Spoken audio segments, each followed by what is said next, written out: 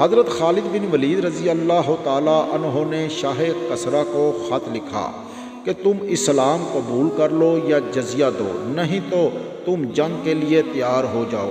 یہ وہی شاہ کسریٰ ہے جو دنیا کی سپر پاور تھی، اور اسلامی قوت نے حضرت خالد بن ولید رضی اللہ عنہ کو خط لکھا، اور سارا واقعہ مکمل سنیے گا۔ بسم اللہ الرحمن الرحیم۔ السلام علیکم۔ حضرت خالد بن ولید رضی اللہ تعالیٰ عنہ نے شاہ کسریٰ کے نام ایک خط لکھا۔ اس خط کا مضمون یہ تھا: بسم اللہ الرحمن الرحیم، اللہ کے نام سے شروع جو بڑا مہربان اور نہایت رحم والا ہے۔ اما بعد، خالد بن ولید کی طرف سے شاہ عجم و کسریٰ کو معلوم ہو کہ اللہ تعالیٰ نے تمہاری اس جمعیت کو توڑ دیا جس پر تمہیں ناز تھا، اور تمہاری شاہانہ شوکت و عظمت کو شقاوت سے بدل دیا۔ یہ تمہاری بدعمالیوں کا نتیجہ ہے۔ تم اس کے شکر گزار نہ ہوئے جس نے تمہیں نعمتیں دی تھی۔ اللہ تعالیٰ کو چھوڑ کر آگ کو، ستاروں کو، سورج اور اللہ جانے کس کس چیز کو پوجنے لگے۔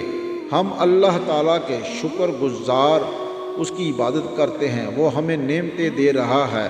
اب تمہارے لیے بات مناسب ہے کہ تم اسلام قبول کر لو اور اللہ تعالیٰ کی وحدیت کے سامنے سر جھکا دو۔ اللہ تعالیٰ تمہاری شانوں و شوکت کو باقی رکھے گا۔ اگر بدقسمتی سے مسلمان نہ ہونا چاہو تو جزیہ دو، اس صلے میں ہم تمہاری حفاظت کریں گے۔ اگر تم نے یہ دونوں باتیں نہ مانی، سرکشی کی، تو میں ایسی قوم کو تمہاری طرف بھیجوں گا جو موت کو اس طرح عزیز رکھتی ہے جس طرح تم زندگی کو محبوب رکھتے ہو۔ یہ تحدید نامہ اس عظیم المرتبہ شہنشاہ ایران کو بھیجا گیا جس کی ہیبت ساری دنیا پر چھائی ہوئی تھی، جس سے روم جیسی زبردست سلطنت بھی لڑکھڑا کر رہتی تھی، جس نے ایک مرتبہ بیت المقدس پر حملہ کر کے عیسائیوں سے وہ صلیب چھین لی تھی جس کی بابت مشہور ہے کہ اس پہ حضرت عیسیٰ علیہ السلام کو پھانسی دی گئی تھی۔ پھر ایسے باصوت شان و شہنشاہ کو اس نے تحدید نامہ لکھ دیا۔ ایک اسلامی سپہ سالار نے جب یہ خط شاہ کسریٰ کے پاس پہنچایا تو اسے بڑا غصہ آیا۔ اس کی آنکھیں سرخ ہو گئیں، پیشانی کی رگیں تن گئی، منہ میں کف بھر آیا۔ اس نے کہا: مغرور سلامی سپہ سالار کو اس کی ہرزہ گوئی کی سزا دی جائے۔ اس پرزہ کا یہی جواب ہے۔ ساتھ ہی ایرانی شہنشاہ نے مسلمانوں کو مٹانے اور اسلامی سلطنت کو تباہ کرنے کی عظیم پیمانے پر جنگی تیاریاں شروع کر دی۔ جب حضرت خالد کو شاہ کسریٰ کی تیاریوں کی اطلاع ملی تو انہوں نے بھی وہاں سے ایک شہر سے دوسرے شہر کی طرف کوچ کرنے کا ارادہ فرمایا اور اسلامی لشکر میں کوچ کا اعلان کر دیا۔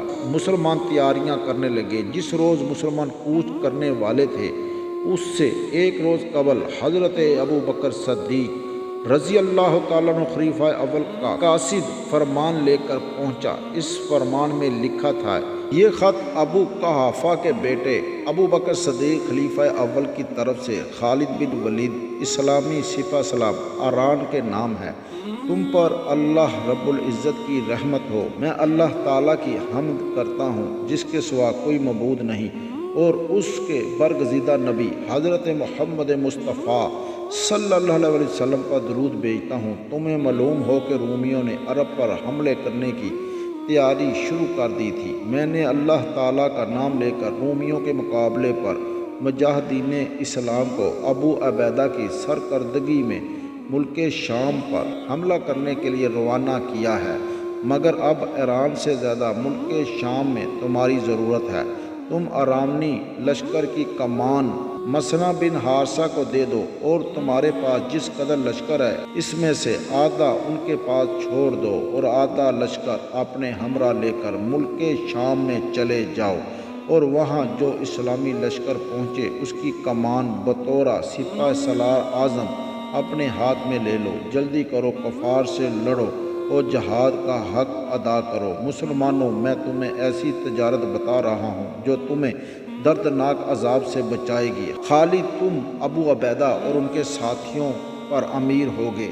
حضرت خالد نے کہا میں خلیفہ امیر المومنین کے حکم کی اطاعت کرتا ہوں۔ انہوں نے اسی وقت تمام افسران فوج کو بلا کر خلیفہ کا فرمان دکھایا اور سپہ سالاری کا چارج حضرت مسنہ بن حارثہ کو دے کر نصف لشکر ان کے متحد میں دے دیا اور نصف اپنے ساتھ لے جانے کے لیے علیحدہ کر لیا۔ حضرت خالد بن ولید رضی اللہ تعالیٰ عنہ یہ تعجب تھا کہ خلیفہ اول نے ایران کی مہم ختم ہونے سے پہلے ملک شام پر کیسے لشکر کشی کر دی۔ مسلمان ان دو عظیم الشان سلطنت کا مقابلہ کیسے کر سکیں گے؟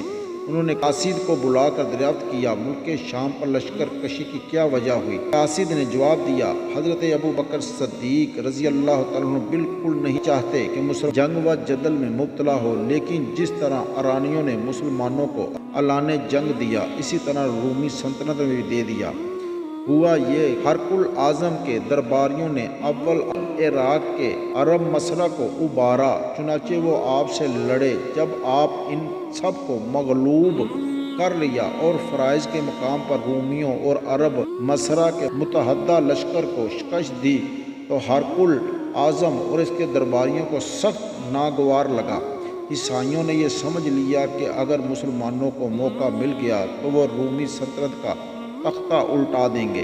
اس نے یہ دیکھ کر مسلمان ایرانیوں سے جنگ میں مصروف ہیں اسلامی سلطنت پر کاری ضرب لگانے کا ارادہ کر لیا، چنانچہ اس نے فوجیں فراہم کرنی شروع کی اور سامان وغیرہ جنگ کے لیے جمع کرنا شروع کر دیا۔ شامی جاسوسوں نے خلیفہ اول کو اطلاع دی۔ خلیفہ نے پہلے الرائے سے مشورہ لیا۔ عام طور پر مسلمانوں کی یہ رائے ہوئی کہ پہلے ایران کی مہم ختم ہو جائے تب رومی سلطنت کے خلاف کوئی قدم اٹھایا جائے، لیکن حضرت ابو بکر صدیق رضی اللہ تعالیٰ عنہ نے فرمایا یہ بڑی غلطی ہوگی۔ اگر عیسائیوں نے عرب پر حملہ کر دیا تو ممکن ہے کہ پھر اس سرزمین پر کوئی فتنہ اٹھ کھڑا ہو، ادھر ایرانیوں کے حوصلے بڑھ جائیں گے، ہو سکتا ہے اسلامی سلطنت کے خلاف ایرانی اور رومی اتحاد کر لے۔ اس لیے مناسب یہی ہے کہ رومیوں کو عرب پر حملہ نہ کرنے دیا جائے بلکہ ہم خود بڑھ کر رومیوں پر حملہ کر دیں۔ سب نے خلیفہ اول کی رائے کو پسند کیا اور یہی طے کیا گیا کہ ملک شام پر حملہ کر دیا جائے۔ چنانچہ خلیفہ نے اعلان جہاد کر دیا۔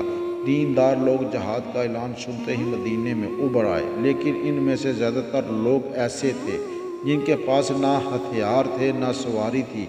خلیفہ نے جہاں تک ممکن ہو سکا انہیں ہتھیار دیے اور سواریاں مہیا کی۔ کل 7 یا 8 ہزار مجاہدین جمع ہو سکے۔ خلیفہ نے اس مختصر لشکر کے 4 دستے کیے۔ ایک دستہ عمرو بن عاص کو افسر مقرر کر کے فلسطین کی طرف، دوسرے پر زید بن ابو سفیان کو سردار مامور کر کے دمشق کی طرف، اور تیسرے پر حضرت ابو عبیدہ بن الجراح کو سپہ سالار مقرر کر کے بھیج دیا ہے، اور چوتھے دستے پر شرجیل بن حسنہ کو افسر کر کے اردن کی طرف روانہ کیا، اور انہیں یہ ہدایت کی کہ اگر چاروں لشکر مل جائیں تو سالار حضرت ابو عبیدہ ہوں گے، لیکن جب حضرت خالد ملک شام میں پہنچ جائیں تو پھر وہ سارے لشکر کے سپہ سالار سمجھے جائیں گے۔